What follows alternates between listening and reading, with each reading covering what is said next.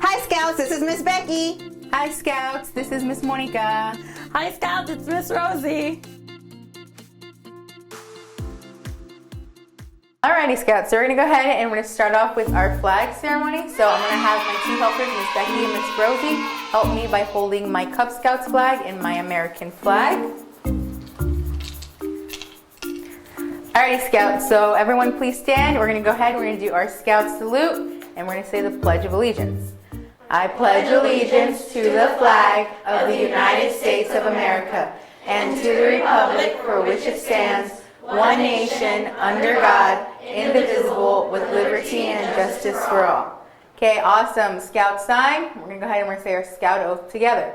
On my honor, I will do my best to do my duty to God and my country and to obey the Scout law, to help other people at all times, to keep myself physically strong, mentally awake, and morally straight. Awesome, Scouts. Good job. Perfect. You guys can take a seat.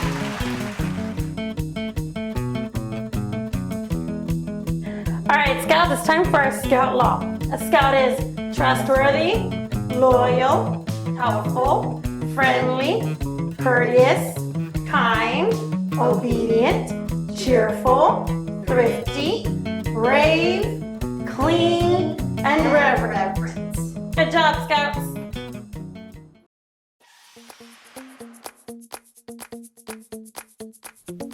The word of the day today is friendly. A Scout is a friend to everyone, even people who are very different from them. Just because somebody looks a little bit different than me doesn't mean I'm not going to be their friend. Not everybody I know wears glasses, right? We all wear different color t-shirts, but that makes us individuals. Some people have long hair, some people have short hair. Some people need a little bit of extra help walking around, so they use wheelchairs. But that doesn't mean we're not going to be their friend, right? So what's the word again today? Friendly.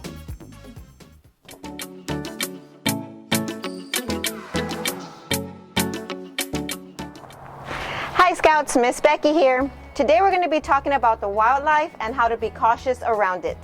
When it comes to being outdoors, you need to proceed with caution and be aware of your surroundings and the animals that live there. There are several different ways to see if there's animals in the area. Here are some examples. Look what I found. I found a hole right here at the bottom of this tree.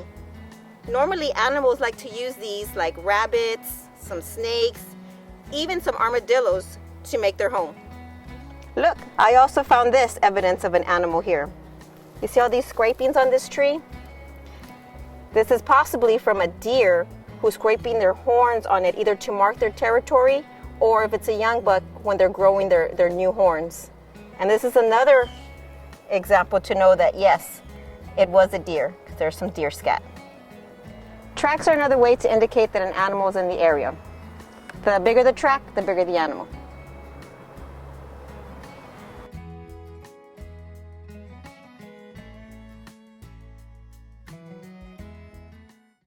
Now talking about animals also means that there are animals that are in danger of disappearing from the face of the earth.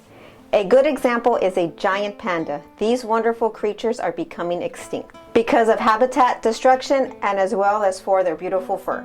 Giant pandas can weigh as much as 250 pounds. That's one big animal. Sadly, there are only about 1,240 giant pandas left in the world. Now an animal that has been extinct and has been extinct for a long time is the Tasmanian tiger.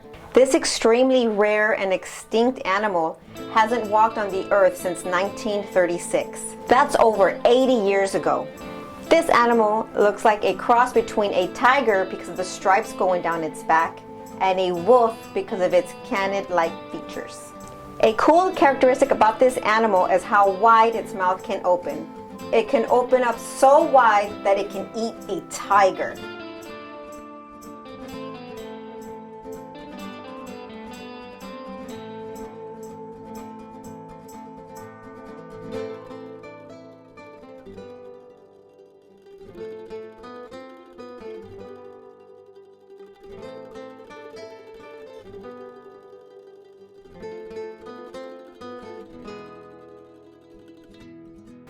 When it comes to viewing animals, it's best that you keep your distance because some animals can be very dangerous.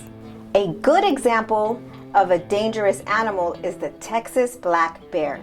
This bear is one of the largest mammals in North America. It can get up to 6 feet high and weigh up to 300 pounds. If you ever encounter a black bear, you should never run. This will trigger its chase instincts and it will come after you. If a bear continues to approach you, you should stand your ground. Raise your arms up in the air, and if you're wearing a jacket, to make yourself bigger and yell at the bear. Ah! Living in Texas, we have many different animals and reptiles. A good example is the Texas rattlesnake. This snake is one of the most venomous snakes in Texas, and it can reach up to 40 feet. If ever you come upon a rattlesnake, make sure you give it lots of room to move away. Don't mess with the snake.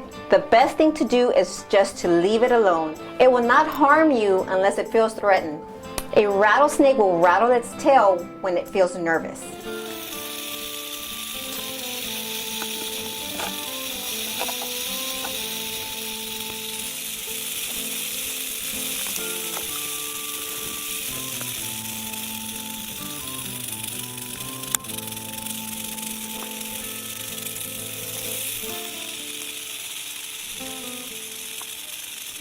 If you hear that sound, it's a warning for you to back away from it.